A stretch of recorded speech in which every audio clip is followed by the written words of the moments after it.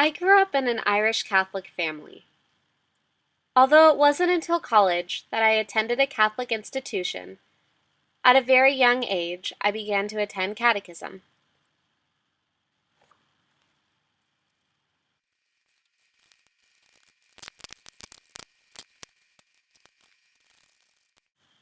In catechism, we learned about the Ten Commandments, morality, the Golden Rule,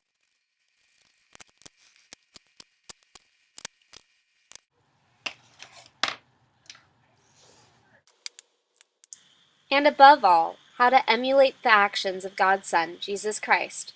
Jesus was the man that could walk on water, turn water into wine, and heal blind men. Over and over again, I was told to do what Jesus would do, or follow in Christ's footsteps. But following in the footsteps of the man that could walk on water was a seemingly daunting task for a child. Eventually, I gave up.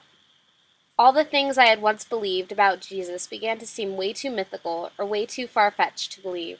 It seemed as if everyone everywhere in this world wanted to believe that their God was the correct God. So why would mine be the one that I should follow?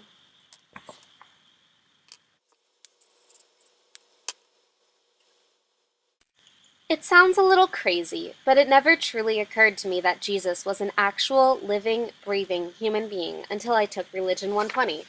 After connecting historical facts to Jesus, such as the time period in which he lived and his genealogy, I was able to appreciate his miracles and actions even more so than I had before. Jesus was no longer some mythical cosmic figure in the sky. He was a real person.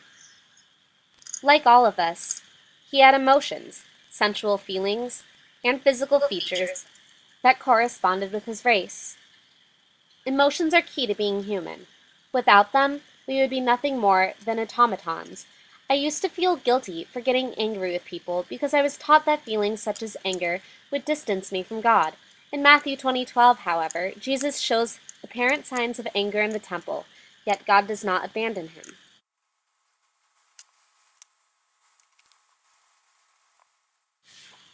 We also learned a bit about Jesus' potential sexuality. Some say he might have had a wife, while some texts, such as the Secret Gospel of Mark, suggested otherwise. Whether or not Jesus was married or homosexual, either accusation had made him more relatable to humanity through my eyes. We also viewed a more realistic painting of what Jesus most likely looked like.